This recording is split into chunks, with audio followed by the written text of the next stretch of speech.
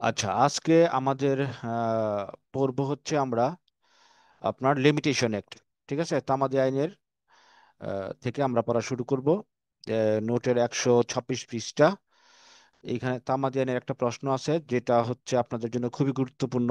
আর নোটটা সাজানো হয়েছে হচ্ছে গুরুত্বের দিক থেকে, যেটা বেশি গুরুত্বপূর্ণ এটা আগে, যেটা একটু কম গুরুত্বপূর্ণ এটা পিছনে। এই জন্য সিরিয়াল মেনটেন করে না, আমরা হচ্ছে গুরুত্বের দিক থেকে জিনিসগুলা কভার করব।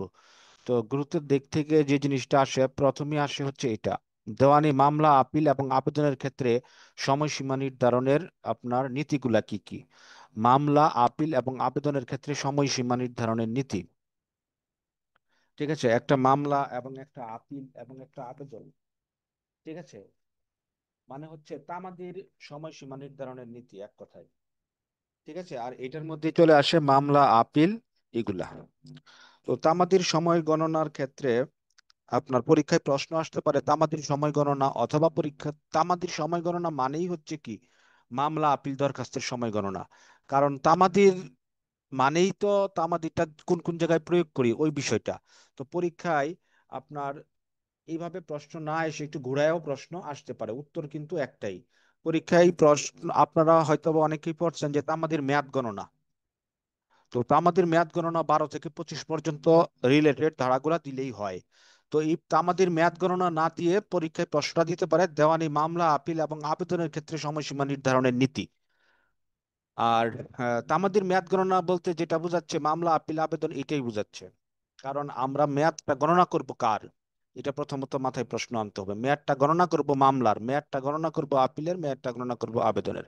যে এইগুলাই হচ্ছে আপনার তামাদির মেয়াদের নীতি। এই হচ্ছে বেসিক কনসেপ্ট। আর এইটার ব্যতিক্রম কি, এটা আমরা দেখবো কোন কোন জায়গায় একটু ব্যতিক্রম ঘটে। তো প্রথমত আমি বেসিক প্রশ্নটা দিয়েছি যে একটা তামা ধ্যানের উদ্দেশ্যটা কি, এইখানে এটা এখানে বলা আছে সুন্দর করে। মানে যারা হচ্ছে আপনার সজাগ থাকবে তাদেরকেই তামা ধ্যান সাহায্য করবে, ঘুমন্তদের নয়। এইভাবেও প্রশ্ন আসতে পারে। তো আপনার তামাদির মেয়াদের সময়সীমা নির্ধারণের মূল কারণই হচ্ছে যে আপনার যাতে হচ্ছে ন্যায় বিচার প্রতিষ্ঠা হয়, এবং যাতে বিলম্ব রোধ হয়, এবং যাতে মামলাটা নিষ্পত্তি হয় দ্রুত। কারণ একটা মামলা নিয়ে বছরের পর বছর যাতে ঘুরতে না হয়, বা বছরের পর বছর যাতে অপেক্ষা করতে না হয়, এটা হচ্ছে প্রথম কথা। আর আইনের স্থিতিশীলতা, ঝুঁকি হ্রাস করা, বিবাদ দ্রুত নিষ্পত্তি করা, ঠিক আছে, এগুলা হচ্ছে তামাদি আইনের আপনার সময়সীমা নির্ধারণের গুরুত্ব। তো এই বিষয়গুলো আমরা মাথায় রাখবো, তারপরে আমরা নীতিতে চলে যাব। নীতিতে বলতে মামলা, আপিল, দরখাস্তের তামাদি গণনার নীতি। হুম এটা আপনার হচ্ছে শুরু হয়েছে 12 থেকে 25 পর্যন্ত। তো মামলার ক্ষেত্রে তামাদি গণনা কিভাবে কি করে এটা লিখবেন। যেহেতু আমার প্রশ্নটাই ছিল আপনার মামলা, ঠিক আছে, আমার প্রশ্নটাই ছিল আপিল, আমার প্রশ্নটাই ছিল আবেদনের সময়সীমা নির্ধারণের নীতি। তো আপনারা এখানে যে বিষয়টা ফোকাস করবেন, হুম যে একটা মামলা আপনার যেটা 12 ধারাতে বলা আছে, ঠিক আছে, এটা তো সবাই জানেন 12 ধারাতে কি আছে, এটার আমি নতুন করে বলার কিছু নাই। যে সময় গণনার প্রথম দিনটা বাদ যাবে তামাদি গণনার, এটা সবাই জানেন, 12-1 বলছে। তারপর হচ্ছে ডিক্রি, রায়, অনুলিপি পাইতে যে কয়দিন লাগে এই কয়দিন বাদ যাবে। ঠিক আছে, এখানে 4টা ফ্যাক্ট আছে, 4টা ফ্যাক্ট দিয়ে লিখবেন 12 ধারা। তারপর 13 ধারা, বিবাদের অনুপস্থিতি যে কয়দিন থাকে ওই সময়টা বাদ যাবে। তারপর আপনার 14 ধারা, তারপর হচ্ছে 15 ধারা, হ্যাঁ, তারপর 17, 18। ঠিক আছে, 18তে বলছে যে প্রতারণার যে বিষয়টা, যেদিন থেকে জানবে সেদিন থেকে ওএসডি দিয়ে আমি মনে রাখতে বলছিলাম। ঠিক আছে, উতে অধিকার, এস এস তে সত্য, ডিতে দলিল। ঠিক আছে, অধিকার, সত্য, দলিল। অধিকার, সত্য এবং দলিল। হ্যাঁ, এই 3টা বিষয়। প্রতারণা, এই 3টা বিষয় যদি গোপন থাকে, যেদিন জানতে পারবে সেদিন থেকে তামাদি গণনা শুরু হবে। তারপর লিখিত স্বীকৃতির ক্ষেত্রে, তারপর হচ্ছে সুদ প্রদানের ক্ষেত্রে, তারপর চুক্তি ভঙ্গের ক্ষেত্রে কি, যতবার চুক্তি ভঙ্গ হবে ততবার তামাদি গণনা শুরু হবে। তারপর বিশেষ ক্ষতি যেদিন সংঘটিত হবে সেদিন থেকে তামাদি গণনা শুরু হবে। আর এগুলার ক্ষেত্রে অবশ্যই গ্রেগরিয়ান ক্যালেন্ডার মেনটেন করা হয়। তা এই হচ্ছে আপনার এই প্রশ্নটার উত্তর।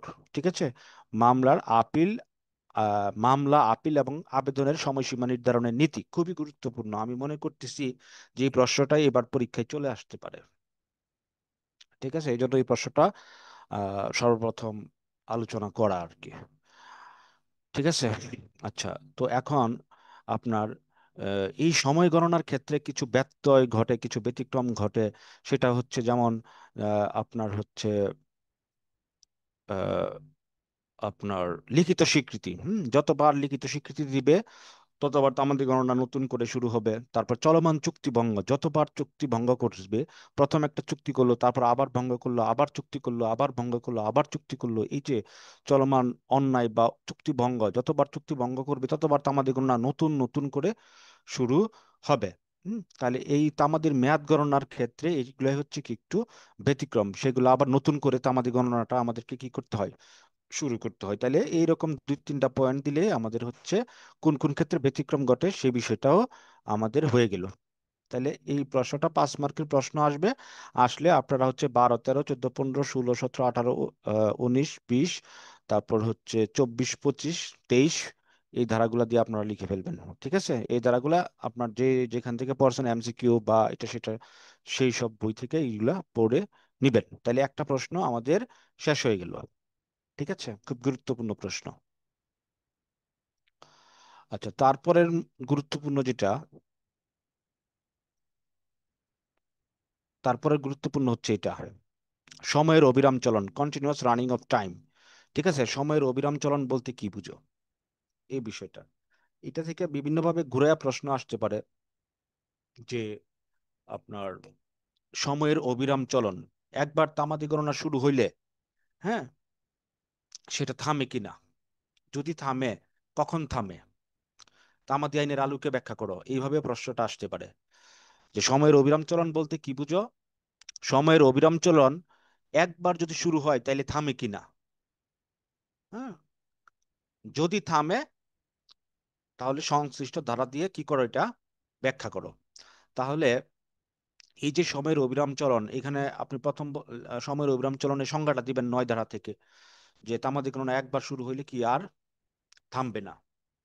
ঠিক আছে, তারপর একটা উদাহরণ দিলেন, হ্যাঁ, একটা উদাহরণ দিলেন, আহ যেমন একটা লোকের, আপনার একটা মামলার তামাদি গণনা শুরু হয়েছে, শুরু হওয়ার পর 2 বছর পর সে পাগল হয়ে গেছে, এখন আবার সে 20 বছর পর সুস্থ হয়েছে, সেটা ধরেন যে আপনার দখল পুনরুদ্ধারের মামলা, সেক্ষেত্রে আপনার যেহেতু 2 বছর মামলাটা চলমান ছিল, সে মামলা করতে পারতো, এখন মামলা করে নাই, সেই জন্য 20 বছর পরে আর কি সে মামলাটা করার সুযোগ পাবে না।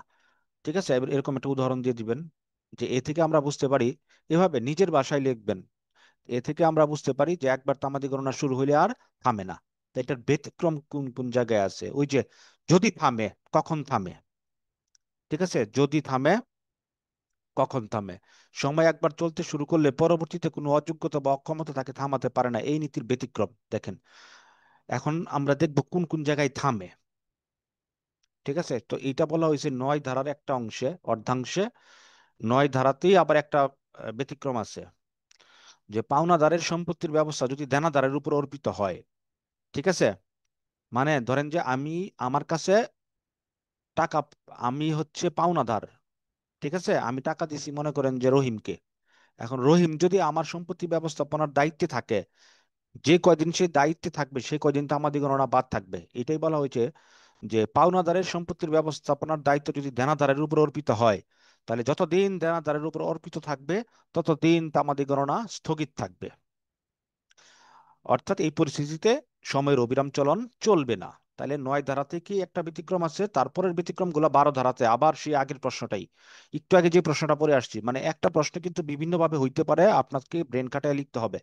এখন দেখেন কিভাবে থামতেছে, আপনার 12 ধারাতে বলছে যে আপনার ধরেন যে আহ, মামলার কারণ উদ্ভবের দিন, এই দিনটা বাদ দিচ্ছেন, তারপর রায় ঘোষণার দিন, এই দিনটা বাদ দিচ্ছেন, রায়ের নকল তুলতে যে কয়দিন সময় লাগে, ঠিক আছে, রায়ের নকল তুলতে ওই সময়টা যদি 20 দিন সময় লাগে, তাহলে 20 দিন সময় আপনার কিন্তু শুরু কিন্তু হয়েছে, হওয়ার পরে আবার মাঝখান থেকে 20 দিন কিন্তু বাদ যাচ্ছে। ঠিক আছে, তামাদি গণনাটা স্থগিত থাকতেছে। তাইলে এইখানে কি সময়ের অবিরাম চলনের যে নীতিটা, এই নীতিটা ভায়োলেশন হয়েছে। তার মানেটা কি, তার মানে 20 দিন সময় বাদ দিয়ে কিন্তু আমরা কি করতেছি, কাউন্ট করতেছি। তাইলে 12 ধারাটা কি 9 ধারার ব্যতিক্রম হিসাবে আমরা কাউন্ট করতে পারি। নয় ধারা অনুসারে কি একবার শুরু হইলে আর কি থামার কথা না, 30 দিনের মধ্যে আপিল করার কথা।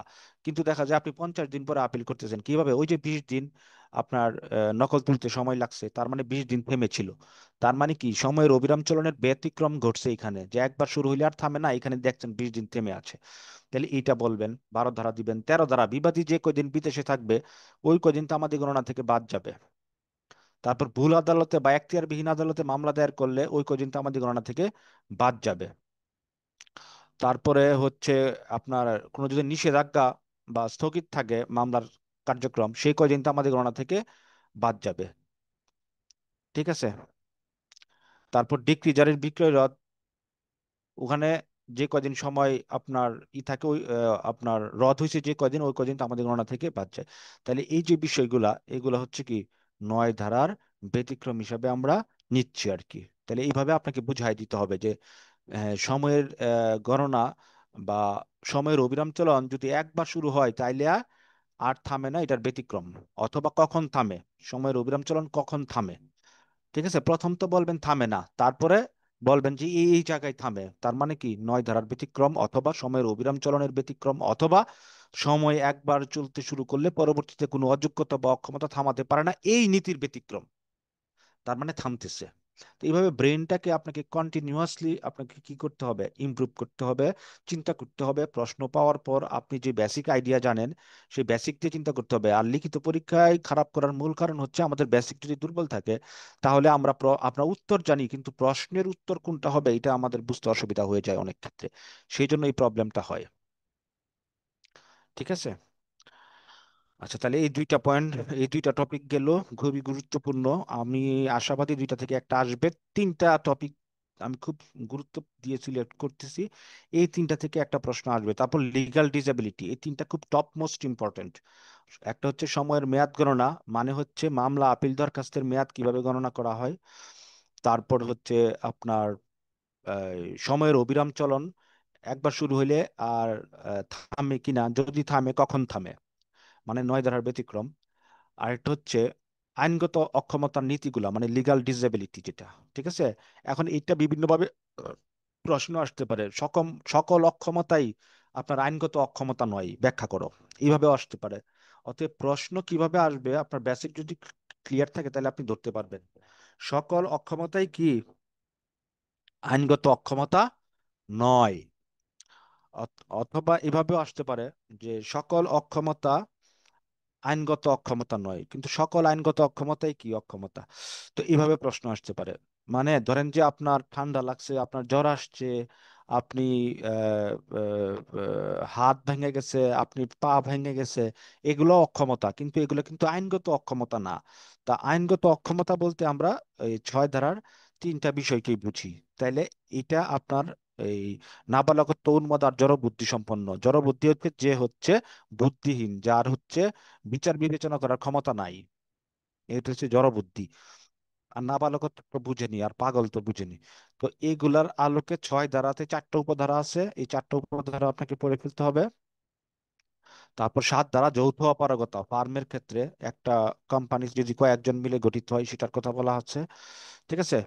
তারপরে আপনার 8 ধারা হচ্ছে এই যৌথ অপারগতার ব্যতিক্রম, যে আপনার যতদিন অক্ষমতায় থাকে ততদিন তামাদি গণনাটা স্থগিত থাকছে। আর আরেকটা ইস্যু হচ্ছে যে 8 ধারাতে বলছে আপনার অবসানের পর, অক্ষমতা অবসানের পর সে সর্বোচ্চ 3 বছর সময় পাবে যদি মূল তামাদি মেয়াদ শেষ না হয়। যদি মূল তামাদি মেয়াদ শেষ হয়, মূল তামাদি মেয়াদ যদি থাকে তাহলে 8 ধারার নীতিটা আর প্রযোজ্য হবে না। ধরেন যে একটা মামলার তামাদি মেয়াদ 12 বছর, তো 12 বছরের মধ্যে সে ধরেন যে 3 বছর আইনগত অক্ষমতায় ভুগছিল, তাহলে এই আইনগত অক্ষমতা বা লিগ্যাল ডিসেবিলিটি যদি মাঝখানে 3 বছর থাকে তাইলেও কিন্তু মূল মামলায় কোনো প্রভাব পড়ে না। তার মানে 12 বছর শেষ হয়ে গেলে পরে কিন্তু 8 ধারার প্রয়োগটা চলে আসে। তো এটার একটা উদাহরণ দিচ্ছি, একটু খেয়াল করেন। কারণ এইভাবে অঙ্ক আসতে পারে, ম্যাথ এসে আপনাকে প্রবলেমে ফেলতে পারে। ধরেন যে একটা লোকের মামলা করার আহ, কারণ উদ্ভব হয়েছে 2010 সালে। এখন সে নাবালক, সে কি নাবালক। তো এখন আপনার 2010 সালে মামলার কারণ উদ্ভব হয়েছে। আচ্ছা, নাবালক বাদ দিলাম, আপনার ধরেন যে, আচ্ছা নাবালক ধরলাম, 2010 সালে নাবালক, এখন 2018 সালে সে সাবালক হয়েছে। এটা হচ্ছে সত্য সহ দখল পুনরুদ্ধারের একটা মামলা। 2018 সালে সে কি হয়েছে? সাবালক হয়েছে। 2010 সালে মামলার কারণ উদ্ভব হয়েছে, আর 2018 সালে সে সাবালক হয়েছে। তাহলে 10 আর 8 বছর। আচ্ছা,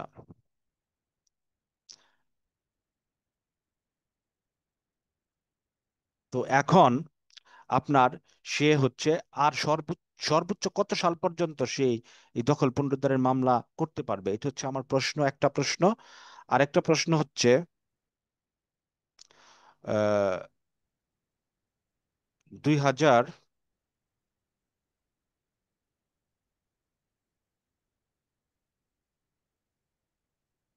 আচ্ছা এটা কি আগে সলভ করেন, তারপরে ওইটার মধ্যে যাচ্ছি। এখন আমার কথা হচ্ছে সর্বোচ্চ সে কত বছর, কত সাল পর্যন্ত সময় পাবে মামলা করার? তারপরে 2021 সাল 2022 সাল পর্যন্ত, 22 সাল। 22 সাল পরে। 21 সাল 22 সালে পর্যন্ত পাবে। 21 সাল পর্যন্ত, 2022 21 সাল। সাল পর্যন্ত, 22 সালে সে 22 করতে সাল হবে 21 হবে। সাল পর্যন্ত পর্যন্ত পারবে। আচ্ছা, 22 সালে সে মামলা করতে হবে। আচ্ছা ঠিক কারণ আছে, 12 আমি বছর, বলতেছি 12 আমি বছর তো বলতেছি আমি বলতেছি শুনেন। তো এখন 2010, এখন সত্য সহ দখল পুনরুদ্ধারের তামাদি মেয়াদ হচ্ছে 12 বছর। তো 2010-এর সাথে 12 বছর যোগ করলে কত হয়? 2022 22 সাল। 2022, এটা হচ্ছে তার মূল তামাদি। এটা কি মুলতাবাদী। মূল তামাদি। আর 2018-এর সাথে 3 যোগ করলে কত হয় 8 দ্বারা অনুযায়ী? 21। 2021।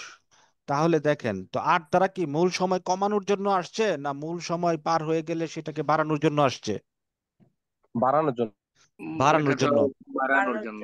বাড়ানোর জন্য, কিন্তু আপনি কি করতেছেন? 2021 সাল হইলে কি মূল সময় কমে যাচ্ছে না? কমে তার যাবে। মানে তাকে কি কমে অসুবিধায় যাচ্ছে। ফেলার জন্য আসছে? 8 দ্বারা তো সুবিধা দেওয়ার জন্য আসছে, কিন্তু আপনি তো তাকে আরো সংকুচিত করে ফেলতেছেন। তাহলে 2021 সাল যারা বলছেন এদের অ্যান্সারটা ভুল, আর 2022 সাল যারা বলছেন ওদের অ্যান্সারটা সঠিক। আপনার এই জন্যই বলতেছি যে মূল তামাদিটা দেখতে হবে। কি দেখতে হবে? মূল তামাদি কত। এখন এর মাঝখানে সে পাগল হোক ছাগল হোক কোনো সমস্যা নাই। বুঝছেন বিষয়টা? কি স্যার?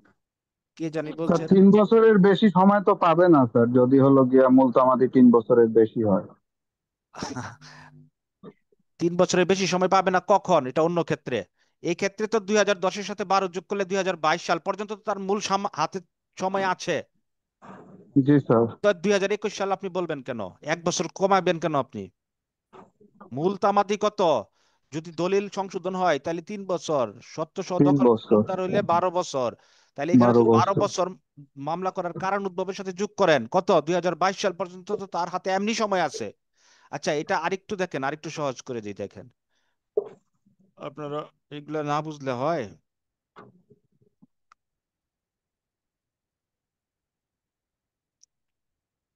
এখন যিনি বলতেছেন 2021 সাল, ওনাকেই বলছি দেখেন। আপনি মনে করেন যে 2012 সালে সে এই, ইয়া হইছে, এই কি জানি হইছে। আচ্ছা দাঁড়ান, আমার মার্কারটা না নি। আচ্ছা, 2010 সালে মামলা করার কারণ উদ্ভব হয়েছে। এখন মনে করেন 2012 সালে সে সাবালক হয়েছে। বুঝছেন? এখন সে সর্বোচ্চ কত বছর পাবে, যিনি 2021 বলতেছিলেন? এখন কি আপনি 2012 সাথে 3 যোগ করবেন? 3 যোগ করলে কত হয়? কত হয়? না, 15। তো 2015 সালে কি তার তামাদি শেষ হয়ে যাবে? সত্য সহ দখল পুনরুদ্ধারের তামাদি তো 12 বছর। তাহলে 12 দশ বছর। থেকে 12 বছর হলে 2022 সাল পর্যন্ত হয়। তাহলে আপনি 2015 সালেই তারে থামাই দিচ্ছেন। বুঝেন? না ভাই। বুঝছেন? কে জানি বলছেন। এখন বুঝতে পারছেন কেন 3 বছর যুগ হবে, কখন যুগ হবে, কখন যুগ হবে না?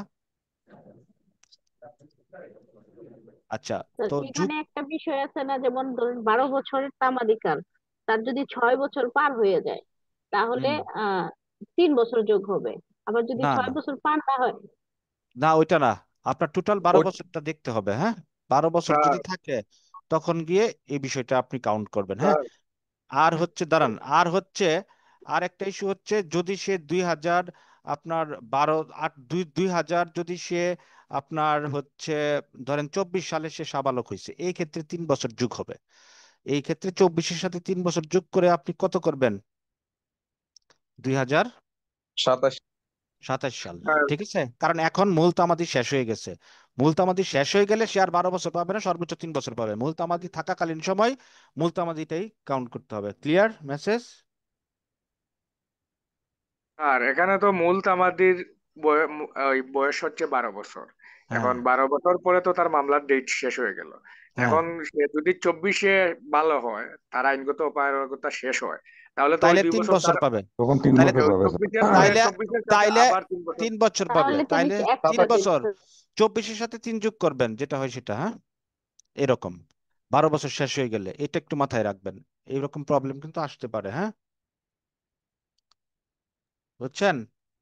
স্যার জি এখানে স্যার, শুধু কি আজকে তামাদি ক্লিয়ার মেয়াদ হলো। উল্লেখ করে আনসার করব, না ওই দ্বারা ইনক্লুড করব স্যার? ধারা ইনক্লুড প্রবলেম এটা করবেন, কি? ধারা ইনক্লুড করবেন, ধারা তো ইনক্লুড করতেই হবে। ওকে, বুঝতে পারছেন বিষয়টা? আচ্ছা, তাহলে এটা শেষ। আহ,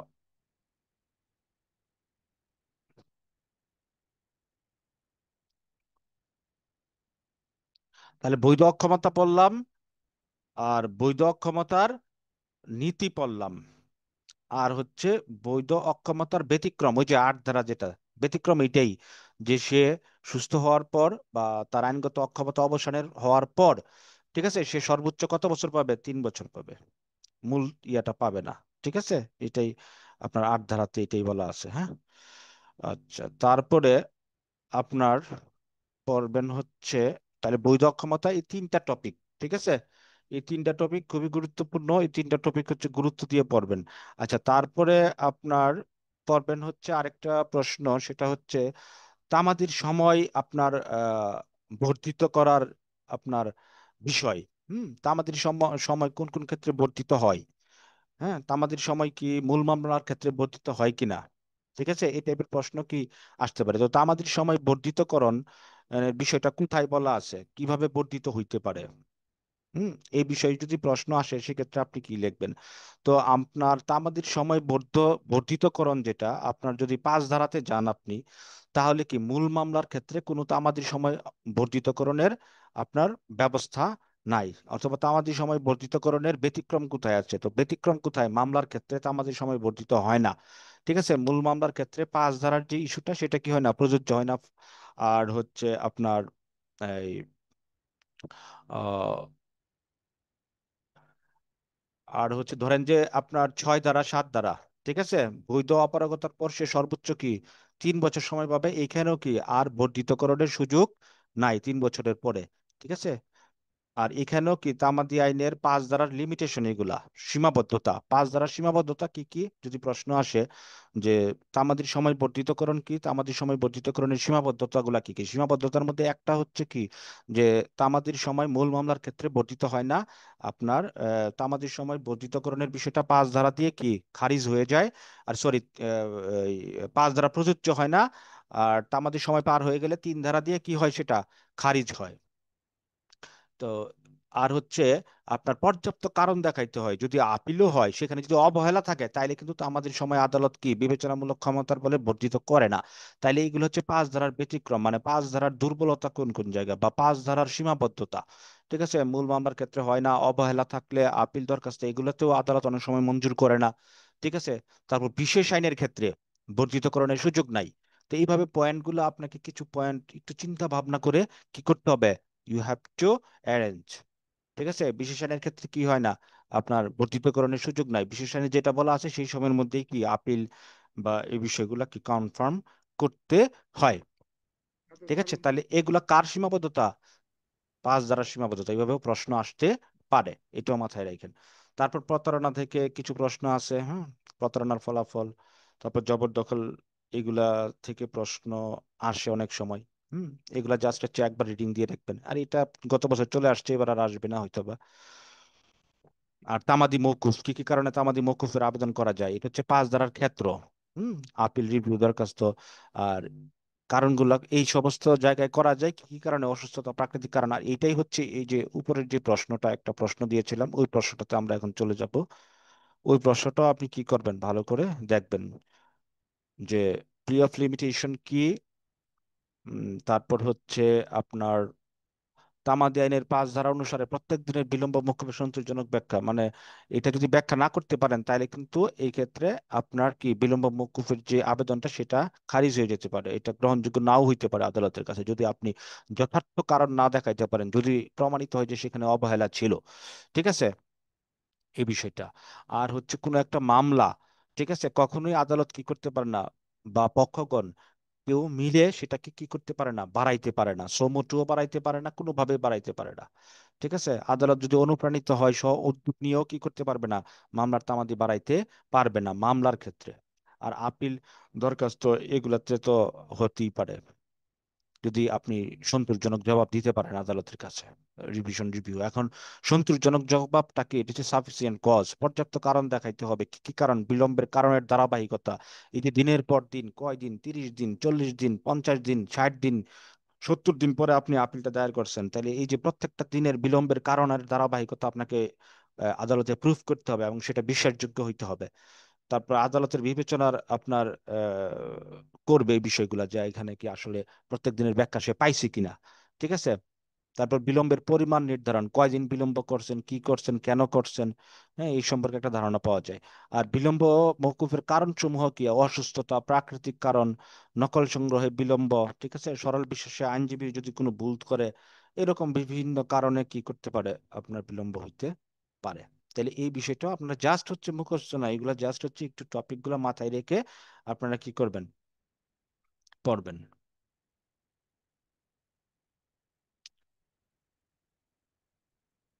তারপর হচ্ছে সম্পত্তির অধিকার বিলুপ্তি, এগুলা এবারের জন্য ইম্পর্টেন্ট না। এবারের জন্য যেটা ইম্পর্টেন্ট হইতে পারে, প্রেসক্রিপশন বলতে কি বুঝো, এইভাবে যদি একটা প্রশ্ন আসে, প্রেসক্রিপশন বলতে কি বুঝো। ঠিক আছে, তারপর অর্জনমূলক প্রেসক্রিপশন এবং হচ্ছে বিলোপ মূলক প্রেসক্রিপশন, ঠিক আছে, সংশ্লিষ্ট ধারার আলোকে কি করো, এক্সপ্লেন করো। ঠিক আছে, এইভাবে একটা প্রশ্ন আসতে পারে যদি ওই 26 থেকে 28-এর মধ্যে কোনো প্রশ্ন আসে। ঠিক আছে, তো প্রেসক্রিপশন হচ্ছে একটা দীর্ঘকালীন ভুক্তকালজনিত একটা অধিকার, যেটা আপনার অর্জনমূলক প্রেসক্রিপশন যেটা, সেটা 26 আর 27 ধারাতে আলোচনা করা হয়েছে। আর বিলুপ প্রেসক্রিপশন যেটা, সেটা হচ্ছে আপনার 28 ধারাতে আলোচনা করা 28 দ্বারা তো হয়েছে। ঠিক আছে, তাহলে অর্জনমূলক কোনটা, 26, 27? স্বাধীন ভাই, ভালো আছেন আপনি? আছে ভাই। পড়াশোনা কেমন চলছে? আলহামদুলিল্লাহ ভাই। হ্যাঁ, ভালো করে পড়েন। 26, 27 অর্জনমূলক আর 28 হচ্ছে বিলুপমূলক প্রেসক্রিপশন। ঠিক আছে, তাহলে দীর্ঘকালীন দুইটাই কি, দীর্ঘকালীন ভোগ দখলজনিত অধিকার, একটা হচ্ছে ব্যবহার করতে করতে অধিকার, আর ওইটা হচ্ছে ভোগ দখল করতে করতে অধিকার। আর এই দুই ভাবেই কি হইতে পারে, আপনার সুখাধিকার অথবা প্রেসক্রিপশন অথবা দীর্ঘকালীন ভোগ দখলজনিত অধিকারটা এস্টাবলিশ হইতে পারে। তো সুখাধিকার কি 26 ধারাতে বলা আছে, আলো বাতাস পানি পথ, এগুলো সবাই জানেন। সরকারি সম্পত্তিতে 60 বছর, বেসরকারিতে 20 বছর। ঠিক আছে, স্যার প্রেসক্রিপশন প্রশ্নটা কত নম্বর পৃষ্ঠা স্যার? প্রেসক্রিপশন হচ্ছে 135 নম্বর পৃষ্ঠা। এই যে প্রেসক্রিপশন জিনিসটা কি, হ্যাঁ, এটা এখানের উপরের এই ছকটা দিয়ে না আর কি, এটা জাস্ট এমনি আমি পাইছি স্যার, পাইছি স্যার। আপনি এইখান থেকে প্রেসক্রিপশনের সংজ্ঞাটা পড়বেন। ঠিক আছে, জি স্যার, জি স্যার। প্রেসক্রিপশন বলতে কি বুঝো এই বিষয়টা দেখবেন। হ্যাঁ, আর তারপর 26 ধারার কিছু কথা লিখবেন, 27 ধারা কিছু কথা লিখবেন, 28 ধারার কিছু কথা লিখলে অ্যান্সারটা শেষ হয়ে যাবে এই জায়গাটাতে। এইবার প্রশ্ন আসলে আমি যে জায়গাটাতে ফোকাস করছি ওই জায়গাটা থেকে প্রশ্ন আসার সম্ভাবনা সবচেয়ে বেশি। ঠিক আছে, আর হচ্ছে আপনার তামাদি মেয়াদ, তামাদি কি আপনার মেয়াদ অন্তর যে খারিজ হয়ে যায় 3 ধারা, এইভাবে প্রশ্ন আসতে পারে। 3 ধারা একটা শর্ত সাপেক্ষ ধারা, হ্যাঁ, ব্যাখ্যা করো। অথবা অথবা আপনার মেয়াদ শেষে মামলা আপিল দরখাস্ত দায়ের করা হলে, ঠিক আছে, মেয়াদ শেষে মামলা আপিল দরখাস্ত দায়ের করা হলে খারিজ হয়ে যায়, ব্যতিক্রম সাপেক্ষে আলোচনা করো। তার মানে কি? তার মানে বলা হচ্ছে যে মেয়াদ শেষে আপনার দায়ের করলে কোনটা হচ্ছে খারিজ হয় না। তার মানে হচ্ছে মেয়াদ শেষে দায়ের করলে আপনার 3 ধারার যে বিষয়টা, এটার ব্যতিক্রম হচ্ছে 4 ধারা। 4 ধারাতে কি বলছে, ধরেন যে আমাদের মেয়াদ শেষ হয়ে গেছে কিন্তু শেষের দিন সরকারি ছুটির দিন পড়ছে, তাহলে ওই দিনটা কি আপনার ওই দিন কিন্তু তো আমাদের মেয়াদ শেষ হয়ে যাওয়ার কথা, কিন্তু ওই দিন শেষ হচ্ছে না, আপনার যেদিন আবার খুলবে সেটা 2 দিন পরে হোক, 7 দিন পরে হোক, ওই দিন আপনি মামলা দায়ের করতে পারতেছেন। তার মানেটা কি দাঁড়াচ্ছে? তার মানে দাঁড়াচ্ছে যে 3 ধারার ব্যতিক্রম কিন্তু এটা। এই জন্য আমরা বলবো যে 3 ধারা একটা শর্ত সাপেক্ষ দ্বারা, 3 ধারা শর্তের উপর নির্ভরশীল। একমাত্র মামলা ব্যতীত বাকি সবগুলাই দেখেন শর্ত সাপেক্ষ। ঠিক আছে, শুধুমাত্র মামলা ব্যতীত, ঠিক আছে, আপিল দরখাস্ত, রিভিউ, রিভিশন সব জায়গায় কি করতে পারে, আদালত বিবেচনামূলক ক্ষমতা প্রয়োগ করে সময় বাড়াইতে পারে যদি আপনি আদালতকে সন্তুষ্ট করতে পারেন। ঠিক আছে, তাহলে পরীক্ষায় যদি প্রশ্ন আসে যে তামাদি আইনের আপনার 3 ধারা একটা শর্ত সাপেক্ষ দ্বারা উদাহরণ সহ ব্যাখ্যা করো, ঠিক আছে, তাহলে আপনি 3 ধারার ব্যতিক্রম হিসেবে 4 ধারা, 5 ধারা, একদম 25 ধারা পর্যন্ত গুরুত্বপূর্ণ ধারাগুলোকে আপনি কি করতে পারেন, ফাইন্ড আউট করে আপনি লিখে দিয়ে আসতে পারেন 5 মার্কের জন্য যতটুকু দরকার, 10-15 মিনিটে যতটুকু লেখা যায়। ঠিক আছে, তো এইভাবেও প্রশ্ন আসতে পারে, অথবা এইভাবেও প্রশ্ন আসতে পারে যে মামলা আপিল দরখাস্তর মেয়াদ শেষ হয়ে গেল কিভাবে আপনার এই, আপনার সময় বর্ধিত করা যায়, অথবা আপনার মামলা আপিল দরখাস্ত শেষ হয়ে গেলে মামলা আপিল দরখাস্ত সময় শেষ হয়ে গেলে খারিজ হয়ে যায়, ব্যতিক্রম সাপেক্ষে আলোচনা করো। তার মানে ব্যতিক্রমটা কোনটা দেখেন, 4 ধারাতে কিন্তু 3টারই আপনার এক্সটেনশন করছে, বর্ধিত করছে সময়। কি এক্সটেনশন হয়েছে? ওই যে আপনার যেদিন সরকারি ছুটির দিন পরে ওই দিন বাদ দিয়া 2 দিন পরে আপনি যেদিন খুলবো যেদিন দায়ের করতে পারবেন, এরপরে কিন্তু আর সময় পাবেন না। তাইলে কি এখানে একটা এক্সটেনশন হয়েছে। তারপর আপিল দরখাস্তের ক্ষেত্রে আরেকটা এক্সটেনশন হয়েছে 5 ধারাতে। তারপর হচ্ছে ওই বৈধ অপারগতার ক্ষেত্রে কোনো সময় দিয়ে বাধা নাই, যতদিন সে বৈধ অপারগ থাকবে ততদিন তামাদি গণনা স্থগিত থাকবে। এখানে একটা বিশাল একটা আপনার সুযোগ। ঠিক আছে, বিশাল একটা সুযোগ। তাইলে এখানে একটা লম্বা একটা এক্সটেনশন হয়েছে, বর্ধিতকরণ হয়েছে, যেটা 3 ধারার ব্যতিক্রম হিসাবে আমরা কাউন্ট করছি। কারণ নর্মালি ধরেন যে যে কোনো একটা মামলার যে তামাদি ওই তামাদির পরে ওইটা শেষ হয়ে যাওয়ার কথা, কিন্তু দেখা যায় নাবালকত্বের অবসান হয়েছে 16 বছর পরে। আবার সে পাগল ছিল নাবালক থাকাকালীন অবস্থায়, পাগলত্বের অবসান হয়েছে 20 বছর পরে। তাইলে কি 20 বছর পরেও সে কি 3 বছর সময় পাবে ওই মামলাটা দায়ের করার জন্য, যদি তামাদি মেয়াদ 3 বছরের বেশি হয়। আর তামাদি মেয়াদ 3-এর কম হলে যেটা সেটাই পাবে।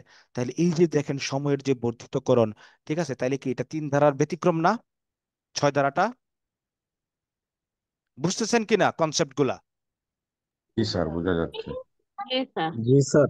তাইলে এই জি ভাই। এইগুলো করার কিছু নাই, জাস্ট হচ্ছে আপনার লিখিত পরীক্ষাটা হচ্ছে জাস্ট একটা কনসেপচুয়াল একটা বিষয়।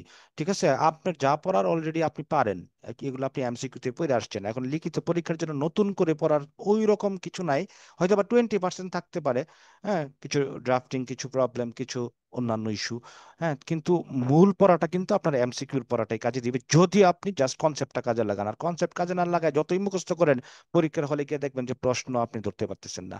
আমি আজকের ক্লাস শেষ করে আপনাদেরকে একটা প্রশ্ন দিব তামাদি আইনের, আপনারা বাসায় যার যার বাসায় বসে থেকে এটা পরীক্ষাটা দিয়ে দিবেন আজকেই। ঠিক আছে, ইনস্ট্যান্ট পরীক্ষা দিবেন আজকে। আমি ক্লাস শেষ হওয়ার সাথে সাথেই 5 মিনিটের মধ্যে একটা প্রশ্ন দিব, 6টা প্রশ্ন দিব, 2 সেট, এক সেটে 3টা, আরেক সেটে 3টা। সময় আপনি বেঁধে রাখবেন হচ্ছে 90 মিনিট। ঠিক আছে, মানে 1.5 ঘন্টার মধ্যে আপনি পরীক্ষাটা দিবেন, সেটা আজকে দেন বা সকালে দেন। দিয়ে আপনি নিজেকে একটু জাজমেন্ট করেন যে আপনি প্রশ্নগুলো বুঝতেছেন কিনা। আমি যা আলোচনা করছি তাই তার আলোকেই প্রশ্নটা দিব। ঠিক আছে, এবং তখন আপনি প্রশ্নটা দেওয়ার পরে আপনি খাতার মধ্যে প্রথম হিন্টস লিখবেন যে এটা কোন কোন ধারা দিয়ে অ্যান্সার করবো বা এখানে অ্যান্সারটা কি হবে, তারপর আপনি বিস্তারিত লেখেন। দেখবেন যে আপনার ব্রেন অনেক স্টর্মিং হবে, আপনার উপকার হবে। ঠিক আছে, এটা আর কি বিষয়। তাহলে এটা হচ্ছে বিষয়। তারপর হচ্ছে কোন তামাদি মৌকুফ, এটা তো আমরা পড়লামই। তারপরে অ্যাডভার্স পজিশন, এটা এবারের জন্য গুরুত্বপূর্ণ না, আপনারা নিজ দায়িত্বে পড়ে নিন। তা আমাদের এর প্রকৃতি, পরিধি, উদ্দেশ্য এগুলা জাস্ট হচ্ছে একবার রিডিং দিবেন, এগুলো অতটা গুরুত্বপূর্ণ না। আর এটা অতটাই না। তারপর 12 ধারার আর 5 ধারার মধ্যে সম্পর্ক কি এটা একটু দেখবেন। ঠিক আছে, 5 ধারা কি করে, 12 ধারা কি করে, 12 ধারা কোন কোন জায়গায় আপনার বিলম্ব মকুফ করে। আর বিলম্ব মকুফ বলতে ওই যে রায়ের দিন, রায়ের নকল উঠাইতে যে কয়দিন লাগে, এই কয়দিন সময় তো আপনি মকুফ পাচ্ছেন। ঠিক আছে, 5 ধারার সাথে 12 ধারার সম্পর্ক কি। তারপর হচ্ছে তামাদি আইন পদ্ধতি, এগুলা এখন আর আসে না, এমনি দিয়ে রাখছি একটু দেখার জন্য। তামাদি আইনের সীমাবদ্ধতাটা দেখবেন, এটা এখান থেকে কিছু প্রশ্ন আপনি 5 ধারার মধ্যে নিয়ে যেতে পারবেন। ঠিক আছে, তারপর হচ্ছে লিখিত ইয়ের স্বীকৃতি, এগুলা ক্রমাগত চুক্তি ভঙ্গ হলে যতবার চুক্তি ভঙ্গ হবে ততবার তামাদি গণনা শুরু হবে, এগুলো পড়বেন, রিডিং দিবেন। 5 ধারার 14 ধারার পার্থক্য কি, 5 ধারা কোন ক্ষেত্রে প্রযোজ্য। 5 ধারা তো আমরা জানি যে মামলা, আপিল, দরখাস্ত, রিভিউ, রিভিশনের ক্ষেত্রে প্রযোজ্য। 14 ধারা কোন ক্ষেত্রে প্রযোজ্য, 14 ধারা শুধু মূল মামলার ক্ষেত্রে প্রযোজ্য। ঠিক আছে, এই জিনিসটা এখানে দেওয়া হয়েছে, এগুলো একবার রিডিং দিবেন আর কি, যদি পরীক্ষায় আসে, অতটা গুরুত্বপূর্ণ না। আচ্ছা, তারপরে আপনার তামাদি আইনের কার্যক্রম স্থগিত থাকে, এটা আগেই পড়ে ফেলছি আমরা। তামাদি আইন, শান্তি সংহতির আইন, এগুলা জাস্ট একটা রিডিং দিবেন। স্বয়ংসম্পূর্ণ আইন কিনা এটা একটা রেটিং দিবেন। পক্ষগণ একমত হয়ে, ওই যে 3 ধারাতে যে বিষয়টা বলা হয়েছে, পক্ষগণ একমত হয়ে কি ফয়সালা পেতে পারে না, 3 ধারার আলোকে আপনি এটা কি করবেন, লিখবেন। তামাদি ম্যাচ, এটা 2-3 লাইন লেখা, 3-4 লাইনে লেখা শেষ করবেন, 2 মার্কের প্রশ্ন আসবে। মেয়াদ শেষ হয়ে গেলে পক্ষগণ তো কখনোই আর আপিল আদালত কর্তৃক তামাদিতে বারিত আপিল গৃহীত নিষ্পত্তি করা হলে আইনগত পরিণতি কি। ঠিক আছে, এটার আপনার যদি আপিল আদালতে আপনার আপিলের যদি সুযোগ থাকে, সেক্ষেত্রে তো আদালত সেটা মঞ্জুর করতেই পারে। আর হচ্ছে তামাদি আইন শুধুমাত্র অধিকার বিলুপ করে না, অধিকার সৃষ্টিও করে। তামাদি আইন অধিকার ওই যে 28 ধারাতে বলতেছে বিলুপ করে, আরে 28 ধারাতে বিলুপ হয়, আবার অধিকারটা কি একজনের বিলুপ হয়, আরেকজনের কি হয়, সৃষ্টি হয়। এই কনসেপ্টটা ক্লিয়ার রেখেই করবেন। আর 19 ধারা 20 ধারা এগুলো ফলাফল এগুলো পড়বেন, তারপর কিছু প্রবলেম আছে, প্রবলেম গুলো পড়বেন, তাইলে হয়ে যাবে। আর বর্জ্য সত্য এগুলো আমরা 26 ধারা থেকে পড়ে ফেলছি, পারবেন এগুলো পড়ে। শুধু সময় নষ্ট না, জাস্ট হচ্ছে আপনি এমসিকিউর যেই আপনার কনসেপ্টটা, ওই কনসেপ্টটা থেকে আপনি এটা পড়ে ফেলবেন। তারপর দেখেন কিছু প্রবলেম আছে, প্রবলেম গুলো দেখবেন। ঠিক আছে, এটা কি বাদী হিসাবে একজন ব্যক্তি সহকারী জজ আদালতে বিবাদীর বিরুদ্ধে একটি মামলা দায়ের করে, যা এত তারিখে খারিজ হয়। পরে জেলা জজ আদালতে সেটি পুনরায় বিচারিক আদালতে পাঠায়। তারপর এত তারিখে একতরফা ডিক্রি হয়। পরে বিবাদী এত তারিখে একতরফা ডিক্রি জালিয়াতি প্রতারণামূলক ও অকার্যকর হিসাবে একটি মামলা দায়ের করে। এখন প্রশ্নটি হচ্ছে মামলাটি রক্ষণীয় কিনা। দেখেন, প্রতারণা যদি থাকে কোনো একটা ডিক্রির মধ্যে, তাহলে ওই ডিক্রির বিরুদ্ধে আবার কি করা যায়, মামলা করা যায় ডিক্রিটা বাতিলের জন্য। তো এইটা আপনার হচ্ছে আপনার কত বছরের মধ্যে করা যায়, 3 বছরের মধ্যে করা যায়। তো এখন আপনার একতরফা ডিক্রি হয় 17 সালে, 17, 18, 19, 20, তার মানে সময় পার হয়ে গেছে, তাহলে এইটা আর কি করা যাবে না, মামলাটা রক্ষণীয় হবে না। ঠিক আছে, জাস্ট এইভাবে জিনিসগুলা কি করবেন, দেখবেন। তারপরে যে আদালত ছুটির দিন খোলার দিন কি কি আছে, এগুলো হচ্ছে বসে একটু দেখবেন। এই যে 4 ধারার আপনার উদাহরণগুলো, হ্যাঁ, 4 ধারার বিষয়গুলো,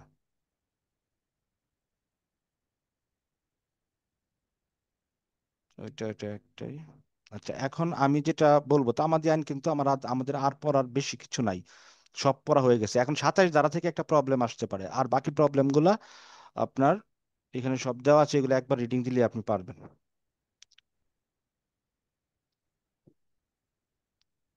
ওই যে খোলার দিন ছুটির দিন এগুলো সব ভেরি সিম্পল ইস্যু। আচ্ছা, এখন আরেকটা প্রবলেম যেটা এবারের পরীক্ষায় আসতে পারে, এই প্রবলেমটা দেখেন, 27 ধারার একটা প্রবলেম, এটা খুব গুরুত্বপূর্ণ এই পরীক্ষায়। আমি মনে করি যে প্রবলেম যদি আসে, হয় 27 ধারা থেকে আসবে, আর না হয় আমি 2টা প্রবলেম দিব প্রশ্নের মধ্যে, ওই 2টা থেকে যে কোনো একটা আসবে। তা আমাদের আইন কিন্তু পড়তে আপনার 1 ঘন্টা লাগবে যদি একটু কনসেপ্ট গুলো ক্লিয়ার করেন। আচ্ছা, একটু দেখেন 27 ধারাতে কি বলা আছে। 27 ধারাতে বলা আছে আপনার যদি আপনার হচ্ছে ভাবি উত্তরাধিকারী, মানে হচ্ছে এখানে যে বিষয়টা আপনার ফোকাস করা হয়েছে, যে কোনো একটা আপনার সম্পত্তি, এই সম্পত্তির উপর দিয়ে যদি কেউ আপনার হচ্ছে, ধরেন যে একজন লোক হচ্ছে এই সম্পত্তির উপর দিয়ে 40 বছর ধরে হেঁটে যাচ্ছে রাস্তায়, এটা মেন রাস্তায় উঠতেছে 40 বছর দিয়ে, এটা হচ্ছে তার বাড়ি, এটা হচ্ছে একজনের সম্পত্তি। তো এই সম্পত্তিটা যদি 15 বছর একজনের কাছে জীবন সত্ত্ব দেওয়া হয়, একটা বিধবা হিন্দু মহিলার কাছে জীবন সত্ত্ব 15 বছর, আর এটার সাথে ধরেন অস্থায়ী সত্ত্ব দেওয়া হয়েছে আর 7 বছর, সেই ক্ষেত্রে আপনার আরেকটা লোক যিনি হচ্ছে আপনার মামলাটা দায়ের করছে, উনি 40 বছর ধরে হেঁটে যাচ্ছে, তাহলে তো এখানে তার সুখাধিকার অর্জন হয়ে গেছে, তাই না? 40 বছর ধরে, 20 বছর হলেই তো সুখাধিকার হয়। 40 বছর মানে অনেক দিন ধরে সে তারা কি করতেছে, হাইটা যাচ্ছে। এখন সে কি করতেছে, ওই যে লোকের সম্পত্তির উপর দিয়ে হাইটা যাচ্ছে, ওই লোক বাধা দেওয়াতে ওই লোকের ওই সম্পত্তির ওই সুখাধিকারের একটা মামলা দায়ের করছে। তখন এই মামলাটা টিকবে কিনা, এটা হচ্ছে কথা। টিকবে না স্যার, সুখাধিকার কারণ মামলাটা 22 বছর টিকবে কিনা। তো আপনার অলরেডি আছেই, হ্যাঁ, এটা হবে না। তাহলে 15 আর 7 যোগ করবেন, জীবন সত্ত্ব আর অস্থায়ী সত্ত্ব 22 বছর গেছে, কত বছর হয়? 18 বছরে না হয়েছে, 18 বছরে না উনি ইউজ করছে, তাই তো এটা মামলাটা 22 বছর। 22 বছর, তাহলে 22 40 থেকে বিয়োগ দিতে হবে যে সময়টা অন্যের অধীনে ছিল, সুখাধিকারী ছিল বা অস্থায়ী সত্ত্বের অধীনে ছিল, বাদ দিতে হবে। বাদ দিলে কত হয়, 18 বছর, তাই তো? তার মানে কি 18 বছর। সুখা- জি স্যার, সুখাধিকারের 18। সুখাধিকারের মামলাটা কি টিকবে না, টিকবে? করতে পারবে না। না। করতে জি না, পারবে না। মামলাটা টিকবে না। টিকবে। ঠিক আছে, তাহলে এই টাইপের প্রশ্ন এবার কি পরীক্ষা আসতে পারে। এখন ওই অস্থায়ী সত্ত্বটা অবশ্যই 3 বছর বা 3 বছরের বেশি হইতে হবে। এখন যদি 2 বছর অস্থায়ী সত্ত্ব দেয়, 2 বছর মনে করেন লিজে, সেই ক্ষেত্রে 15 সাথে আর 2 যোগ হবে না, সেক্ষেত্রে 40 থেকে শুধু 15 বিয়োগ হবে, বুঝছেন? 40 থেকে 15 বিয়োগ হবে, তাইলে কি হবে, যদি 2 বছর ধরেন যে একটা অস্থায়ী সত্ত্ব হয়েছে 2 বছর, ঠিক আছে? এই সম্পত্তি জীবন সত্য 15 বছর, অস্থায়ী সত্য 2 বছর, আর ওই লোক হেঁটে ব্যবহার করছে 40 বছর, তাইলে কি সে মামলাটা করলে মামলাটা রক্ষণীয় হবে কিনা? বা লক্ষণীয় হবে ঠিক স্যার, হবে। হবে কিভাবে হবে, কিভাবে হবে দেখাবেন ক্যালকুলেশনটা, যে যেহেতু এটা 2 বছর, 40 থেকে কি 17 বিয়োগ হবে না 15 বিয়োগ হবে? 15 বিয়োগ স্যার, 3 বছরের বেশি হলে 15 বিয়োগ বিয়োগ হবে। হবে, 15 বিয়োগ হবে, তাহলে 25 বছর হইতেছে, তার মানে কি 20 বছর হইলে অর্জন হয়ে যায় ইচ্ছা। তো এখন এই এই যে আপনার হ্যাঁ এই হবে। এই অস্থায়ী সত্ত্বটা 2 বছর, মানে 3 বছরের নিচে, সেই ক্ষেত্রে 15 সাথে 2 যোগ হবে না, 17 হবে না। ঠিক আছে? অস্থায়ী সত্ত্বটা 17 তিন বা স্যার, তিনের 17, অধিক হইতে হবে, 17। না 17 না, 15 বিয়োগ দিবেন। অস্থায়ী সত্ত্বটা 3 বা 3-এর অধিক হইতে হবে, হ্যাঁ? আচ্ছা, তো এই টাইপের প্রশ্ন আসলে আপনার পরীক্ষায় পারবেন। এখন আমি আপনাদেরকে হচ্ছে একটা প্রশ্ন দেখাবো, যে প্রশ্নটা আমি এখন দিব আপনাদেরকে পরীক্ষা দেওয়ার জন্য। একটু দাঁড়ান, প্রশ্নটা কই আছে? ও, একটু সাথে থাকেন, আমি প্রশ্নটা নিয়ে আসি।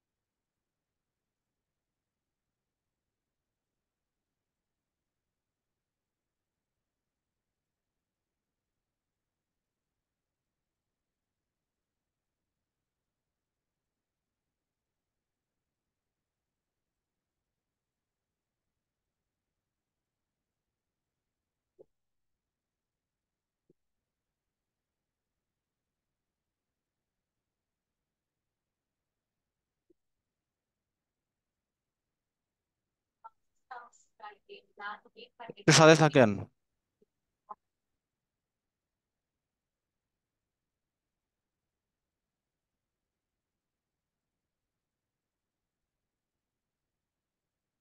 আচ্ছা, আপনার স্ক্রিন দেখতে পাচ্ছেন কিছু? এরকম হলো কেন? স্ক্রিনে কি কিছু দেখা যাচ্ছে? হ্যাঁ ভাইয়া, দেখা যাচ্ছে। আচ্ছা, এই প্রশ্নটা আপনি হচ্ছে পরীক্ষা দিবেন আজকে, হ্যাঁ? এই প্রশ্নটা কি আমি দেখাই, আমরা যেটা পড়ছি এগুলো আছে কিনা। তামাদি আইনের 5 ধারা কেবল আপিল ও আবেদনের ক্ষেত্রে প্রযোজ্য, আপনি কি একমত?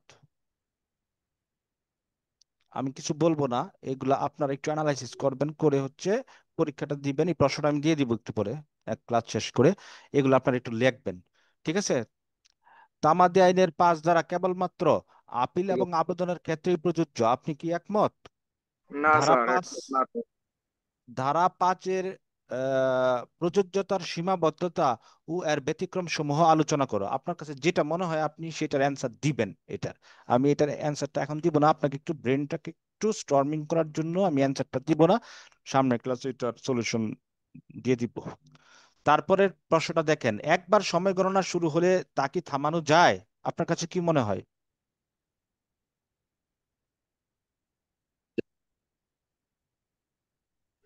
থামানো যাবে স্যার, এটা তো নয়। মানো যায় না, প্রথম তবে প্রথম ব্যতিক্রম হবে, 12 থেকে ধারা 16 অনুসারে ধারা থামানো আচ্ছা, যায় না, তবে কিছু আচ্ছা, ব্যতিক্রম আছে। আচ্ছা, তো আপনি প্রথম লিখবেন কি, যে তামাদি আইনে 9 ধারা। তামাদি আইন 1908-এর 9 ধারা অনুযায়ী একবার তামাদি গণনা শুরু হইলে আর কি না, থামে না। থামানো ঠিক আছে? তারপর একটা উদাহরণ দিয়ে দিবেন। আর যদি থামানো যায়, কখন? তামাদি আইনের আলোকে ব্যাখ্যা করো। যদি থামানো যায় তামাদি গণনার হিসাবটা, তাহলে কখন থামানো যায় বা কখন থামে? তাহলে এটার অ্যান্সার কি হবে? 12 থেকে 16 দ্বারা। 12 ধারা থেকে আচ্ছা, 16 ধারা পর্যন্ত। 9-এর ধারাতেও আছে, 9 ধারাতেও একটা নয় ফ্যাক্ট আছে। বল, নয়ের একটা কিছু বল একটা না। না, তুমি 9-এর যাও। অর্ধাংশ দিবেন ওই যে ওই পাওনাদার আর শর্ত দেনাদারের। যেটা স্যার, শর্ত যেটা। তারপরে প্রবলেমটা এটা একটু দেখবেন। তারপর হচ্ছে দেওয়ানি মামলা আপিল এবং আবেদনের ক্ষেত্রে সময়সীমা নির্ধারণে তামাদি গণনার নীতিগুলা ব্যাখ্যা করুন। ঠিক আছে, বিস্তারিত এই প্রশ্নটা আপনারা অলরেডি এখন একটু আগে পড়ায় আসছি। কোনটা এটা, কে বলতে পারবেন? দেওয়ানি মামলা আপিল এবং 1 নাম্বার আবেদনের ক্ষেত্রে কোয়েশ্চন স্যার, সময়সীমা নির্ধারণে তামাদির তামাদি সময়সীমা। ধারা কত থেকে স্যার শুরু তিন কত? Number section sir. 12 এটা ধারা স্যার থেকে 12 থেকে 25 25 পর্যন্ত স্যার, 12 থেকে 25। আচ্ছা, 12 থেকে 25, গুড। 12 থেকে 25, হ্যাঁ। কারণ আমরা পড়ছি কি, একটু আগে আমি বলে দিয়েছি যে তামাদির মেয়াদ গণনা যে কথা, মামলা আপিল দরখাস্তের মেয়াদ গণনা যদি আসে সেটা একই কথা, কারণ তামাদি গণনাই করে মামলা আপিল দরখাস্তের বিষয়গুলা, তাই তো? তামাদি তো আর মামলা আপিল ছাড়া অন্য কিছু গণনা করে না। তাহলে এইটাই ভিতরের কথাটা, জাস্ট এটা, ঠিক আছে? তো আপনার এই বিষয়টা আপনারা কিভাবে লিখবেন? আচ্ছা, তো বিভিন্ন পরিস্থিতিতে কিভাবে তামাদি সময়সীমা গণনা করা হয়, কোন কোন ক্ষেত্রে এর ব্যতিক্রম ঘটে উদাহরণ সহ আলোচনা করো। ওই যে ব্যতিক্রম ঘটে কখন বলেন তো, মেয়াদ গণনায় কিছুটা ব্যতিক্রম হয় কখন? তামাদির মেয়াদ গণনা করার সময় কিছুটা ব্যতিক্রম ঘটে, কখন ঘটে ব্যতিক্রমটা? ওই যে এটা তো চুক্তিভঙ্গ, 23 স্যার, 23, লিগেল চুক্তিভঙ্গ। 23, ডিসেবিলিটি থাকলে, 17 তারপরে ধারা। হচ্ছে 24 ধারা। 4 ধারা। না, লিগ্যাল ডিসেবিলিটি তো শুরু হয় নাই তখন। আর এটার ক্ষেত্রে আমরা বলছি যে মেয়াদ গণনায় আপনার ব্যতিক্রম ঘটে কখন? ওই যে চুক্তি বারবার 23 ভঙ্গ 23 হইলে, ধারা, বারবার চুক্তি ভঙ্গ হইলে 23 নতুন ধারা। করে আবার তামাদি গণনা শুরু হয়, অবিরাম চুক্তি ভঙ্গ, 23 তারপর সুদ ধারা সুদ প্রদানের ফলাফল, স্বীকারোক্তির ফলাফল, এই সমস্ত ক্ষেত্রে কি কিছুটা আপনার হয়, এটা দেখবেন। তারপর একটা প্রবলেম আছে, হ্যাঁ, ওইটা হচ্ছে আপনার ওই যে ডিক্রি জারির নিলামের প্রবলেমটা, হ্যাঁ, এটা একটা অনুচ্ছেদ দিয়ে আপনাকে সলভ করতে হবে। ওই অনুচ্ছেদটা আপনারা জানেন, আমি বলবো না, আপনারা একটু চেষ্টা করেন। আমার মনে হয় যে এটা আপনি পারবেন। ঠিক আছে, একটা অনুচ্ছেদ লাগবে এটা সমাধান করতে গেলে। জি স্যার। ঠিক আছে, অনুচ্ছেদটা আপনি একটু ট্রাই করবেন, নিজে নিজে ট্রাই করবেন। আচ্ছা, তারপরে হচ্ছে সময় বৃদ্ধির সাধারণ বিধান কি সকল প্রকার মামলার ক্ষেত্রে প্রযোজ্য? ব্যতিক্রম সমূহ ব্যাখ্যা করুন তামাদি আইনের আলোকে। সময় বৃদ্ধির বিধান কি সকল মামলার ক্ষেত্রে, সকল প্রকার মামলার ক্ষেত্রে প্রযোজ্য কিনা? এটা তো স্যার 5 ধারা অনুযায়ী হবে মনে হয় স্যার। 5 হ্যাঁ, ধারা প্রযোজ্য। প্রযোজ্য 5 কিনা? ধারা হবে স্যার, 5 ধারা। এটা প্রযোজ্য? না স্যার, বিশেষ কিনা কিছু স্যার, ক্ষেত্রে। 5 তাহলে ধারা ওভাবে প্রযোজ্য না। লিখবেন, এভাবে লিখবেন। ঠিক আছে, এভাবে একটু চেষ্টা করবেন এই প্রশ্নটা, হ্যাঁ। তারপরে আমি হচ্ছে সলিউশন দিব, এটা আপনি বাসায় লিখবেন, লিখে আমাকে একটু দেখাবেন। এই এই প্রশ্নের ইয়া থেকে যদি পড়েন তাহলে দেখবেন যে আপনার তামাদি আপনার কমন পড়ে যাবে। কারণ আমি 26, 27, 28 নিই নাই, কারণ ওই জায়গাটা থেকে এবার প্রশ্ন আমার মনে হয় না আসার সম্ভাবনা খুব বেশি। আপনার প্রশ্নটা আসবে এই সমস্ত ইস্যু থেকেই। ঠিক আছে, এই সমস্ত ইস্যু থেকে। তাহলে আপনারা একটু ট্রাই করেন আজকের মধ্যে আহ তামাদি আইন শেষ করে ফেলেন। আর আগামী ক্লাসে আমরা হচ্ছে আহ, দেখবো সাক্ষ্য আইন। তারপরে বড় সাবজেক্ট গুলা তো আগে একবার আলোচনা করছি, আবার আলোচনা করে দিব। আর হচ্ছে সিআরপিসির কিছু বিষয় বলে দিব এখন, সিআরপিসির কিছু বিষয়। ঠিক আছে, এই প্রশ্নটা আমি একটু পরে দিয়ে দিব। আমরা আবার চলে যাচ্ছি সিআরপিসির টপিক গুলা কি কি পড়বেন আবারও একটু বলে দিব এখন, একটু সাথে থাকেন।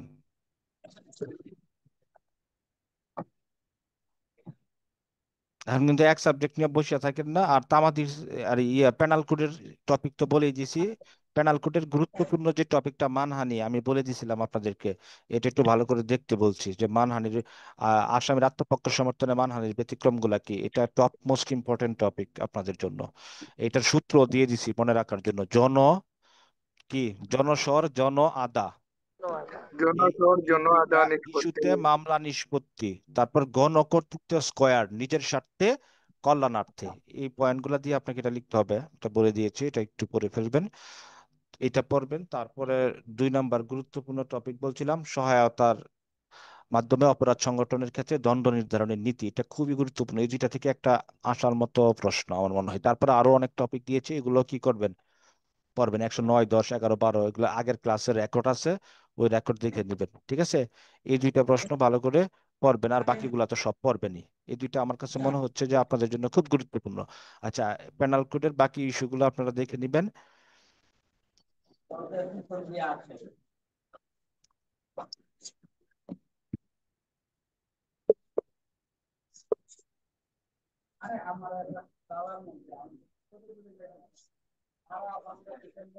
আচ্ছা, ফৌজদারি কার্যবিধি যেটা, এই কথা বলেন না, ফৌজদারি কার্যবিধি থেকে যেটা, এখন কিন্তু এক সাবজেক্ট নিয়ে বসে থাকেন না, এটা পড়বেন, ওটা সব পড়বেন। তাইলে দেখবেন যে 2-4 দিন এভাবে যখন সব পড়বেন তখন দেখবেন যে আপনার মাথায় সব চলে আসছে। বুঝছেন কিনা? তো ফৌজদারি কার্যবিধির সবচেয়ে গুরুত্বপূর্ণ যে টপিকটা আপনাদের জন্য, এই প্রতিরোধমূলক ব্যবস্থা, ঠিক আছে? এই প্রতিরোধমূলক ব্যবস্থা থেকে এই প্রশ্নগুলা যেগুলো আছে সব আপনারা কি করবেন, পড়বেন। এটা হচ্ছে সবচেয়ে টপ মোস্ট ইম্পর্টেন্ট টপিক, প্রতিরোধমূলক ব্যবস্থা। মানে প্রতিরোধমূলক ব্যবস্থা আপনারা অ্যাসার একটা পড়ছেন, প্রতিরোধমূলক ব্যবস্থা আপনারা সবাই ওইটাই মাথায় আছে, কিন্তু ফৌজদারিতে যে প্রতিরোধমূলক ব্যবস্থা আছে এটা অনেকের মাথায় নাই। তো প্রতিরোধমূলক ব্যবস্থা বলতে এই জিনিসগুলোকে ফোকাস করা হয়েছে, এই জিনিসগুলো কি করবেন, পড়বেন। তাহলে একটা টপিক শেষ হয়ে যাবে, এখান থেকে আপনি একটা প্রশ্ন পেয়ে যাবেন। শান্তি রক্ষা, মুসলেকা, বেআইনি সমাবেশ, গণ উপদ্রব, ঠিক আছে? তারপর জরুরি আদেশ, তারপর হচ্ছে সম্পত্তির ক্ষেত্রে বিষয়, এটা 1 নাম্বার গুরুত্বপূর্ণ টপিক। তারপর পুলিশের তদন্ত ক্ষমতা, ঠিক আছে? এই দুইটা গুরুত্বপূর্ণ টপিক। আর একটা টপিক বলছিলাম যে আপনার এটা কত পৃষ্ঠা? চার্জ না রে স্যার, চার্জ। চার্জ তো আছেই, এটা 229 পৃষ্ঠা। আর হচ্ছে বাকি সবগুলা যেভাবে সাজাই দিছি এভাবে একটা রিডিং দিয়ে রাখবেন, হ্যাঁ? এটা আমি এমনি ফৌজদারি নিয়ে একটু আলোচনা করতেছি, আজকে তামাদি পড়াবো প্ল্যান ছিল। আর ফৌজদারি একটু একটু করে আগায় ফেলেন আর কি এইভাবে, ঠিক আছে? মামলার কোন পর্যায়ে কি আছে, তারপর হচ্ছে অভিযুক্তদের কিভাবে হাজির করা যায় আদালতে, হ্যাঁ, সমন, গ্রেফতারি পরোয়ানা, হুলিয়া, ওয়ারেন্ট, এই পয়েন্টগুলো মাথায় থাকলেই তো আপনি পেরে যাচ্ছেন। ঠিক আছে? এই সমস্ত ওয়েতে কি একটা আসামিকে আদালতে হাজির করানো যাচ্ছে, তাই তো? এই টপিকগুলো পড়বেন, গ্রেফতার পড়বেন, তারপর গ্রেফতারের আপনার বিধান, প্রকারভেদ গুলা পড়বেন, পরোয়ানামূলক গ্রেফতার কিভাবে করে, বিনা পরোয়ানায় গ্রেফতার কিভাবে পড়ে, ঠিক আছে? তাহলে সবচেয়ে গুরুত্বপূর্ণ যে টপিক বললাম প্রতিরোধমূলক ব্যবস্থা, এটার বিশাল আলোচনা আছে শীটের মধ্যে, ওখান থেকে পড়বেন। তারপরের টপিকটা হচ্ছে পুলিশের তদন্ত ক্ষমতা, 154 থেকে 175 পর্যন্ত। তারপরের যে টপিকটা বলছি সেটা হচ্ছে আপনার আহ ওই যে গ্রেফতার। আদালতে গ্রেফতার, ঠিক আছে? গ্রেফতারের ইস্যুগুলা, এই যে দেখেন এখানে আপনার গ্রেফতারের বিষয় কই জানে, গ্রেফতার আছে, হ্যাঁ, দেখে নিবেন। গ্রেপ্তারের বিষয়টা, পরোয়ানামূলক গ্রেপ্তারের সাধারণ বিধান 46 থেকে 53। তারপর হচ্ছে পরোয়ানামূলক গ্রেপ্তার কিভাবে করা হয়, বিনা পরোয়ানায় গ্রেপ্তার কিভাবে করা হয়, বিনা পরোয়ানায় গ্রেপ্তার 54 থেকে 65 বা 67 পর্যন্ত দিবেন, পরোয়ানামূলক গ্রেপ্তার 81 থেকে 86 পর্যন্ত, সরি 75 থেকে 86 পর্যন্ত। সব লাগবে না, যেগুলো গুরুত্বপূর্ণ ওগুলা, হ্যাঁ। এইভাবে আপনার তল্লাশি পরোয়ানাটা পড়বেন, সার্চ ওয়ারেন্ট, ঠিক আছে? তারপরে এখানে যে প্রশ্নটা এটা পড়বেন, নালিশ, কি কি পদক্ষেপ নেওয়া যায়, এগুলো তো সব পড়ানো আছে অলরেডি। তাহলে এইভাবে ডেইলি 10টা করে 5টা করে টপিক পড়েন, ফৌজদারি থেকে 5টা 10টা করে টপিক পড়েন, প্রতি সাবজেক্ট থেকে 5টা 10টা করে টপিক পড়েন, 5টা 6টা, কোনোটা থেকে 2টা, কোনোটা থেকে 3টা, মানে প্রতিদিনের জন্য আপনার 7টা সাবজেক্ট কি হয় আপনার এই কভারেজ হয়। এই প্ল্যান করে পড়েন, তাইলে দেখবেন যে আপনার অনেক কিছু কমন পড়ে যাবে। আর এক সাবজেক্ট নিয়ে বসে থাকলেন এই 1 সপ্তাহ, পরীক্ষায় গিয়ে দেখলেন ওই সাবজেক্ট থেকে আপনার একটাও কমন পড়লো না, মানে কমন না পড়লেই পারা যাচ্ছে, এরকম একটা প্রশ্ন চলে আসছে, তাহলে লাভ হইলো কি? এই জন্য আপনার কি করতে হবে, ফৌজদারি থেকে আমি যে শীটটা দিয়েছি ওখানে যে গুরুত্বপূর্ণ টপিক আছে, আপনি হচ্ছে যে এই যে দেখেন গ্রেফতারের বিষয়গুলো এখানে দেওয়া আছে, গ্রেফতারের পরোয়ানা কি, হ্যাঁ, জিনিসগুলো। তো এখান থেকে আপনি কি করেন, আস্তে আস্তে আস্তে আস্তে টপিকগুলো ধরে ধরে আপনি হচ্ছে জিনিসগুলা পড়েন এবং আগায় নিয়ে যান, ঠিক আছে? তল্লাশি পরোয়ানার বিষয়গুলো দেওয়া আছে,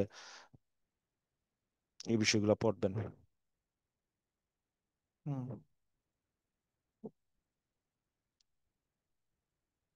তারপরে এখানে দেখেন প্রতিরোধমূলক ব্যবস্থার প্রশ্নগুলো, গণ উৎপাত সরানোর জন্য ম্যাজিস্ট্রেট কি কি আদেশ দেয় না দেয়, এগুলো সব বলা আছে এখানে। 144 দ্বারা কখন আদেশ দেয়, এর একটা রিডিং দিলে আপনাদের কি হয়ে যাবে, এগুলো সব প্রতিরোধমূলক ব্যবস্থা থেকে। ঠিক আছে? তাহলে এই 4-5টা টপিক আপনারা আজকে পড়ে ফেলেন, পাশাপাশি তামাদি পড়ে ফেলেন, এই, ঠিক আছে? আর আমি তামাদি প্রশ্নটা দিয়ে দিচ্ছি, এটা একটা পরীক্ষা দিয়ে দেন। ওকে, এভাবে পড়েন। আর সামনে 2-4 দিন পরে আমি একটা শর্ট সাজেশন দিয়ে দিব। এর আগে আপনি কি করেন, বেসিক জিনিসগুলো ক্লিয়ার করেন। জাস্ট হচ্ছে মুখস্থ করার কিছু নাই, এমসিকিউর প্রস্তুতি থেকে আপনি রিটেন দিবেন, শুধু প্রশ্নটা টপিকটা ধরবেন আর হচ্ছে অ্যান্সার গুলো দিবেন। ওকে, ঠিক আছে, ভালো থাকেন, সুস্থ থাকেন, নিরাপদে থাকেন। আর নোট তো সবাই পেয়ে গেছেন, যে নোটটা দেখাইছি, যদি কেউ পেয়ে না থাকেন নোট সংগ্রহ করে নেওয়ার জন্য আমার সাথে যোগাযোগ করেন, কুরিয়ারে পাঠাই দিব। স্যার, হ্যাঁ, স্যার ওই যে লাস্টে যে তামাদি দিয়ে কয়টা প্রশ্ন স্যার যে দেখাই দিলা স্যার, এই প্রশ্নগুলো কত নম্বর পৃষ্ঠা স্যার? ওইটা দেখাই নাই, ওইটা পরীক্ষার প্রশ্ন, ওই প্রশ্নটা আমি গ্রুপে দিয়ে দিব এখন। ঠিক আছে। ওই যে স্যার স্যার, একটা একটা প্রশ্ন ছিল স্যার, করতে পারি?